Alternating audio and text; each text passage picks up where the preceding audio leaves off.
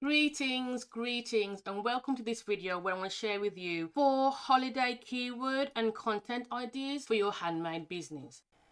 Please watch to the end of the video where I share with you where not to use these keywords to hinder people from finding your products. Number 1, gifts for under £10, £20, £50 or £100 or dollars, depending on where you are in the world. This is a great keyword and it's also a great content idea because a lot of people shop with a budget in mind and not necessarily with a product in mind. So people will actually go into Google and search gifts for under £10, under £50, and then they kind of make their selection from that. If you have products where you're able to group them under like the £10 bracket or the £20 bracket and so forth, because they're shopping with a budget in mind and not necessarily an idea. Number 2, we have gifts for those who have everything. Yes, there's people out there who believe that they have everything, but their friends and family still want to gift them. So if your product fits in this bracket, then this is going to be an ideal keyword that you can use to promote your product and in your content. Of course, you need to decide on the demographic, if it's for children,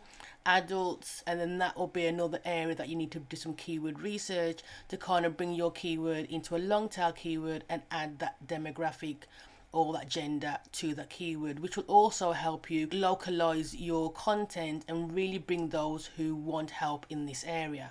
Number 3, we got gifts for those who love, and it's blank. Now the blank is literally unlimited. This is an unlimited keyword. You can put into Google any kind of word and I am sure you're going to see results after results pertaining to what that word you filled in for the blank. So we can have dogs, reading, knitting, gardening. You know what you create, so you know what niche or hobby that your product can fit under. But sometimes it's also about thinking outside the box. Gifts for those who love beauty, gifts for those who love house cleaning. Yes, there's people out there who absolutely love house cleaning, who love decluttering. So there's pretty much a word or an industry or a hobby or a love for most people, and you just need to find where your product can fit and then create content using keywords. And the last one is number 4, gifts for your secret Santa at your office party. A Santa's party, if you don't know, or office party, is usually when they're like, the department all go and each buy a gift, and they are put in a box, a bag, and you pick out a gift. Basically, you're getting a gift from someone you don't know. All you know is that that gift is from someone in your department, in your office. For the secret Santa's party, gift that's kind of going to be a bit universal. For example, chocolates is a great one. That's alcohol, soaps, bathroomy kind of things, perfume, that kind of thing, cologne, some kind of scent, diffusers. Those are kind of things that are kind of like will fit anybody, to be honest, and they will be really happy. They can find a usage in their life. By having this keyword or creating content on these gifts for your secret Santa at your office party, you are then helping to categorize someone who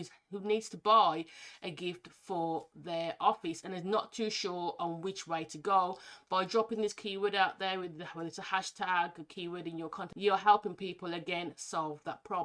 Some hashtags. I first shared these hashtags with my Instagram community on the 9th of the 9th, 2019. But the hashtags are still very much relevant. We're in 2021, or we're watching this video, you will find that the post numbers have increased. But it still shows that the hashtags are very much relevant. On Instagram, very much use these kind of hashtags to categorize your products to help bring people in who have a problem and you are the solution. Your products can fit pretty much multiple gift ideas. You have to start thinking out of the box when it comes to your product. Do not use these keywords as descriptions in your when you're actually selling. If you're on Etsy, Folksy, on some kind of marketplace, or you sell your products on your own website, do not have these keywords as part of your titles. The reason why I say that is everybody's going to kind of think the same.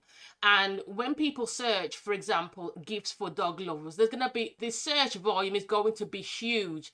So what I'm saying to you, these keywords are leading keywords, which means is that these keywords are going to bring people into your content. You're going to catch people on the scrolling through Instagram, through the Facebook group, where people are sharing ideas, on your website, via your blog. That's where these keywords come in. Once you have them via your content, that's when you lead them further down the funnel, which is then to your products, which will fit the content that you're actually talking about. Thank you for watching this video. I really appreciate it. Any questions, drop them in the comments and I'll do my best to answer them. So until next time, be passionate, be focused.